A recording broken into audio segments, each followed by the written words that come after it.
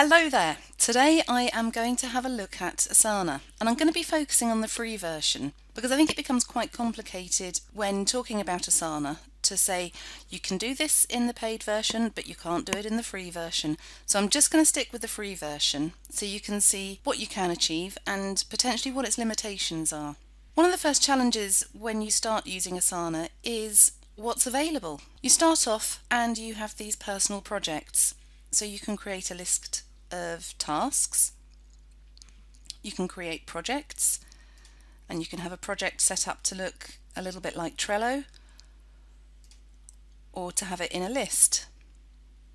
So these are personal projects, and you can invite people to a personal project, and you can decide whether to notify them when new tasks are added to this project, and then add member. And if you want to, you can remove them from the project or set them as an owner. So now at the top here, you can see that there are 2 people involved in this project. And if I go down to the next project, it's still just me. It's a personal project. So if you're working with personal projects, then you add additional team members project by project by project. If perhaps you've got a group of people, they might be freelancers, they might be members of your organisation, but you have a group of people, all of whom are working on the same projects. If that's your scenario, then what you need to do is create a workspace. So here we've got a workspace for clients. And if I click through, you'll see that the bar over here has changed. This section here shows you the team members for this workspace. So you can think of a workspace as, I guess, a folder, and within that folder are all of the client projects, and everybody that is a member of this workspace has access to each of these client projects. So rather than adding a member project by project by project, as you would for a personal project, in a workspace you just create your projects, and then whoever is a member of the workspace has access to all of these projects immediately. Now you can create limited access, and a limited access member can see the projects and tasks they've been added to, but they can't see conversations or other projects within the team. So for example, if I give Katie limited access,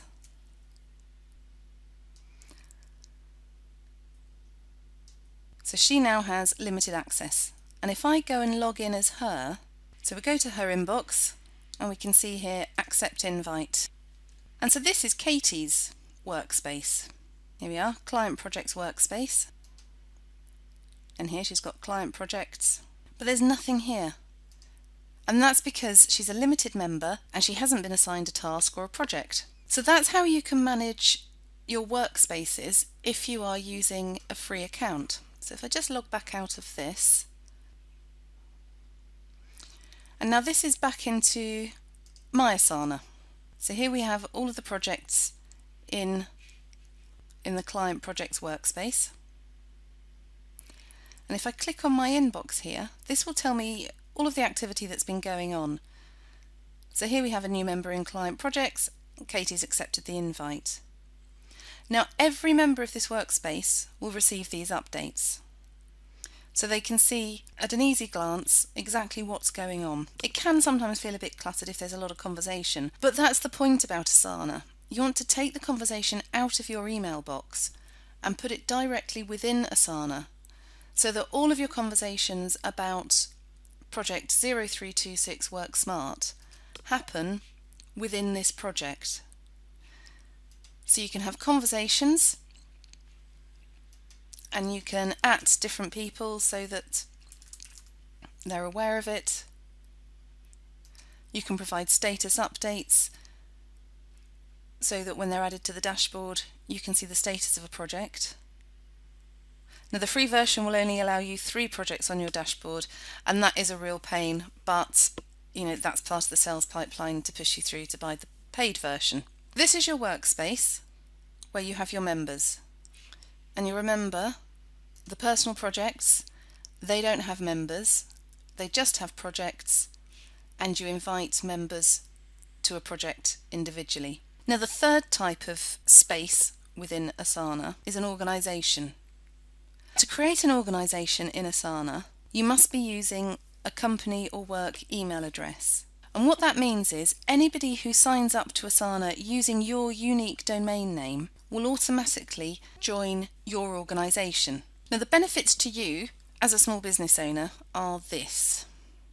So let's go through to the Saunders & Lee organisation. So you'll remember in personal projects there were no team members. Members were given a project at a time.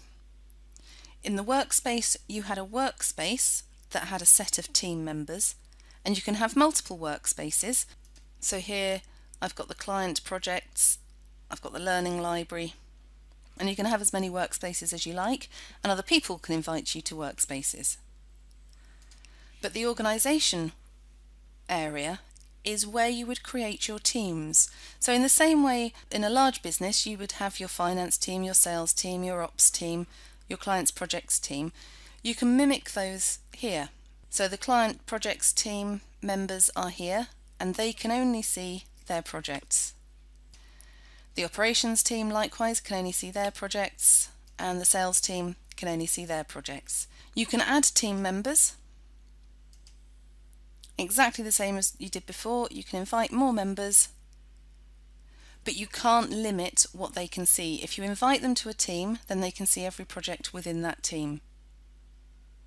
It's also worth remembering that in the free version, when someone joins Asana using your company domain name, they will see all of your teams listed, and they have the opportunity to request to join each of those teams.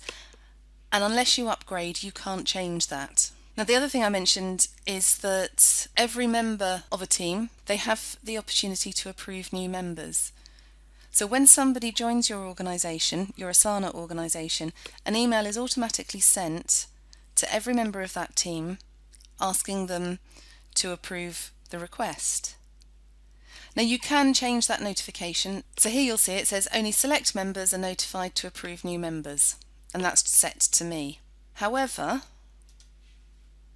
if there was a new request, anybody could approve it by clicking the settings cog on that team and then approve pending members. So here we've got 2 requests to join the team and they're both awaiting approval, and you can approve or deny them here. So let me show you what all that looks like away from the Asana platform. An organisation is comprised of a variety of teams, and each team has access to their own projects and their own tasks. When somebody joins Asana and they use your unique company domain name, they sign up, they then verify their email address, and finally they create their Asana profile and add a picture of themselves. Once they've done that, they then see a selection of teams that they can join. Now remember, this is the free version of Asana, so you can't limit the teams that they see, but you can deny them access to those teams should they submit a request to join the team. So your new team member will select join team, click continue. And unless you have selected that only select members are notified to approve new members, so if you just put yourself down as that one person, no one else will receive the email notification. They will, however, if they choose to, be able to approve that join request from the team settings within Asana. So that's how an organisation works. So now let's have a little look at Workspaces. An organisation is really easy to understand, but where it gets complicated is Workspaces. And I think the reason it's confusing is that when you have an Asana account, it's the individual's account. It doesn't belong to an organisation. So although your team member may have signed up to Asana using your company email domain, the Asana account remains theirs. But by joining up using the organisation domain name, it gives them access to your organisation part of Asana. They also have access to Workspaces if they're invited, or they can create their own Workspaces. So to give you an example of that, so this is Frank's Asana Dashboard, and as you can see here, his email is info@saundersandlee. So that gives us the company domain, and because of that company domain, he was able to join the operations, sales, finance, in fact all of the teams available within the Saunders and Lee organisation. Frank is also a member of a workspace called Client Projects and another one called Appointment Bookings, and these aren't workspaces that I was a member of, so it's not come from the organisation. These are invites to workspaces that Frank has received himself and also has his personal projects here. So to answer the question, who owns an Asana workspace or an Asana organisation? Workspaces and organisations are both shared places that are managed by all members. Now in the free version of Asana, ownership of a workspace or an organisation is collective and it's managed by all members with access. And the only difference when it comes to a paid version is that organisation membership is managed by the organisation administrators. And what that administrator can do is, on the left hand side you can see that a new member can request to join a team, and on the right hand side that new member with your company domain name hasn't been given access to any of the teams. All of the teams are restricted. So with your Asana account you can create or join as many organisations or workspaces that make sense for you. And you would use an organisation for your company's projects, and you can only create an organisation if you have a company email address that's associated with your Asana account. And the reason for that is that organisations are based on having a dedicated company or business email domain, and anyone who signs up to Asana using your company's email domain will automatically join your company's organisation on Asana. Now workspaces work perfectly well if your company doesn't have a unique domain name. As you saw, you can limit workspace members, you can create as many workspaces as you need so that you can have the right teams set up with the right access.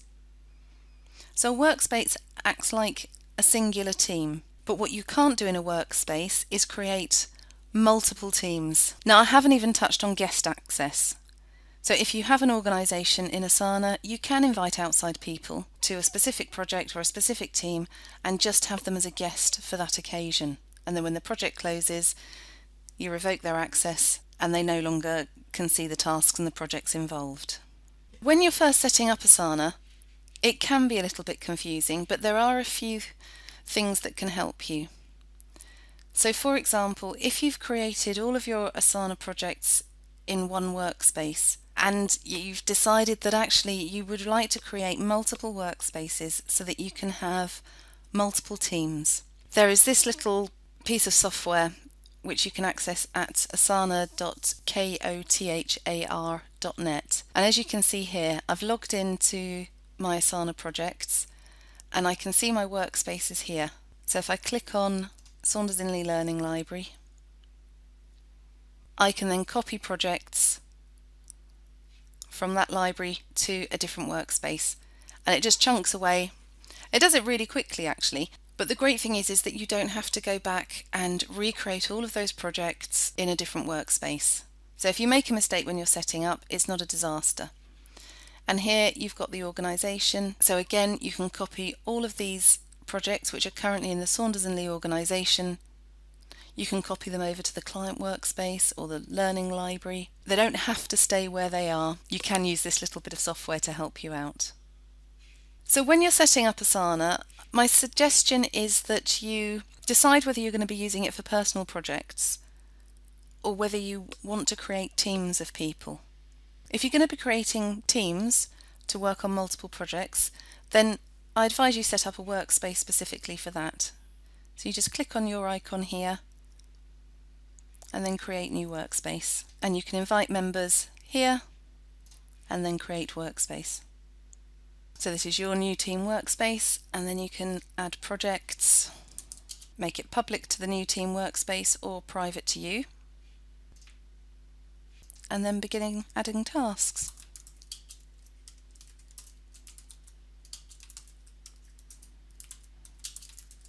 And then when you want to share this workspace with other people, you can just click Invite People or do it from up here.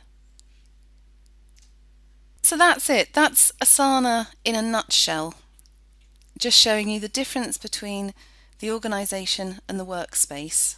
And so if you want to set up Asana and create your own internal teams, go with the organisation view. Alternatively, you create a workspace, assign it some team members, and create the projects within that workspace.